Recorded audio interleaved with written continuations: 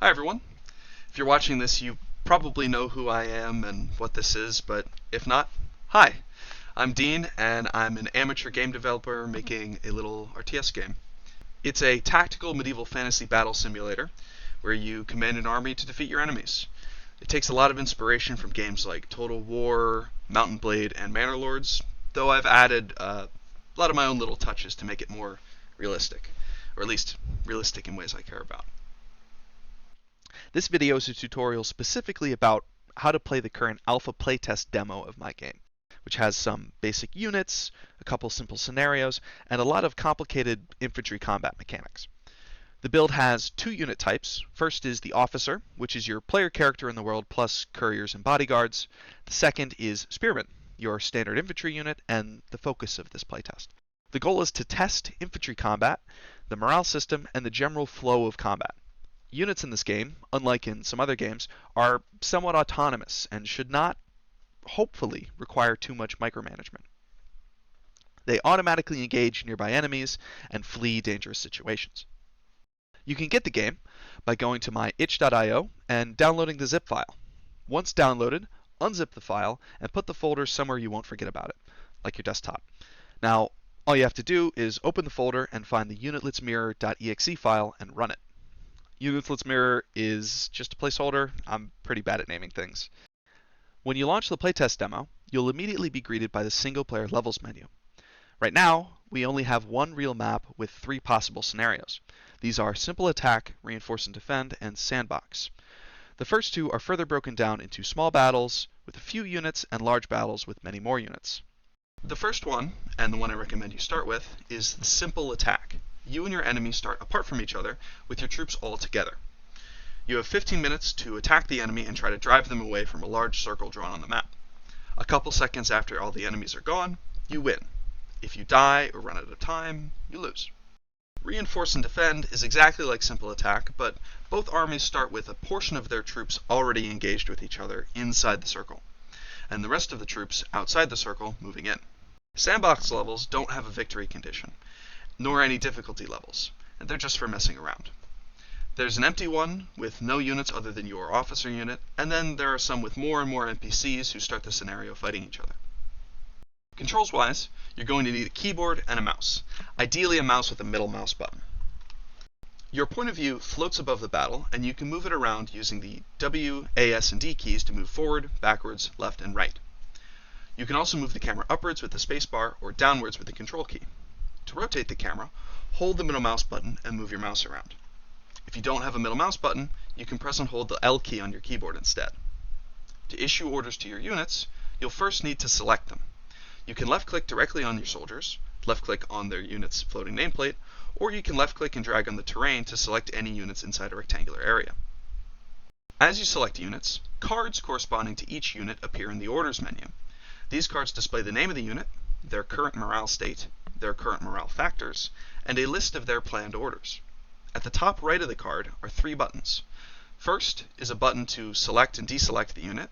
Second is one to clear its orders. And third is one to drop the unit off the menu, deselect them, and clear their orders. There's also buttons on the right side of the menu to clear all orders or drop all units. Once some units are selected, you can start planning orders. As you add orders to units, the orders appear in the corresponding units list in the Orders menu. A simple right-click plans a movement order to a particular point in space. Right-clicking and dragging with several units allows you to place waypoints side by side in a line. When you're ready to stop planning and actually issue orders to units, click the Send button. One of your couriers will pick up the orders and start pathfinding to the affected units. When the courier reaches them, he hands off the orders and starts going to the next unit. Be careful though, your couriers are mortal and not very risk-averse. They might die along the way, and if they do, those orders are never delivered. Directly above the Send button are two toggles, Sync and Override. If Override is checked, units will stop their current orders when they receive new ones. If they're moving when the courier reaches them, they stop moving. If they're holding a position, they stop holding. If they're attacking, they stop attacking. You get the idea. If the Override toggle is not checked, new orders will be performed after they exhaust their current orders. You can even see this if you've got a unit selected and are adding waypoints. If overriding, the movement line starts at the unit. If not, it starts at their last order. sync toggle is checked, a unit performs a wait order before the rest of their issued orders. This wait order causes them to sit around as if they have no orders until the courier signals for them to start. A courier will send the signal once they've finished with all their deliveries. This is useful if you want your troops to advance or retreat together as a united group. Again, be careful of your courier's mortality. If they die before they get their last orders delivered, they never send out the signal, and those orders never get started. If you prefer your units to start acting as soon as they receive new orders, uncheck the toggle. All units can move, but your spearmen have access to some special orders. On the top right corner of the orders menu are 4 buttons. 3 of these, the attack, chase, and form buttons, can be clicked to toggle them on. Once toggled, you can then click or click and drag with the right mouse button to plan orders. Form orders change a unit's formation to whatever you drew when they reach that position. If you're selecting multiple units, it will draw the formation such that all the units fit together into a tight line at a common depth. If you've played Total War or Manor Lords before, this should feel very familiar. Attack and chase orders spawn a special floating widget which tracks enemy soldiers. A unit carrying out such orders will try to approach enemies inside the widget's radius and attack them. The difference between attack and chase orders is that attack orders ignore units that are routing. Chase orders, on the other hand, focus on units that are routing and try to catch them. The hold button is not a toggle like the other 3, and instead immediately adds a hold order to the list of any selected unit. Hold orders cause a unit to stop and hold position as best they can. They won't approach enemies, and they will try not to be pushed off of their position. Though, given poor enough morale, stiff enough resistance, or both, they can be forced off their position, and when they do, they cease their hold order. You should note that if you grant orders after a hold, the unit will not perform them until after they've been pushed off their position.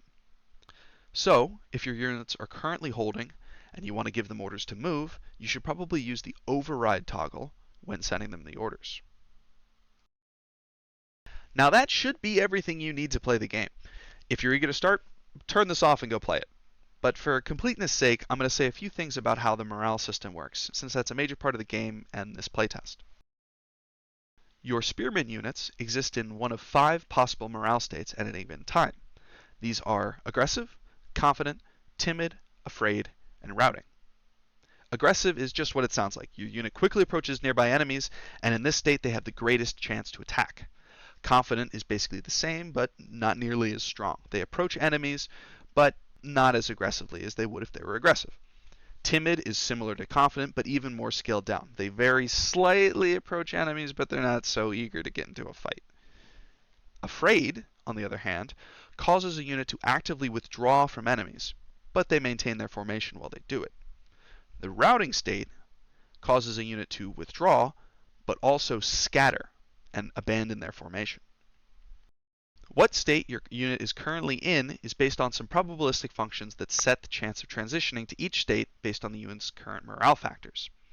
So we've got morale states, which affect behavior, and we have morale factors, which affect what states we go into. Morale factors are displayed as little colored bars in the unit's orders menu card.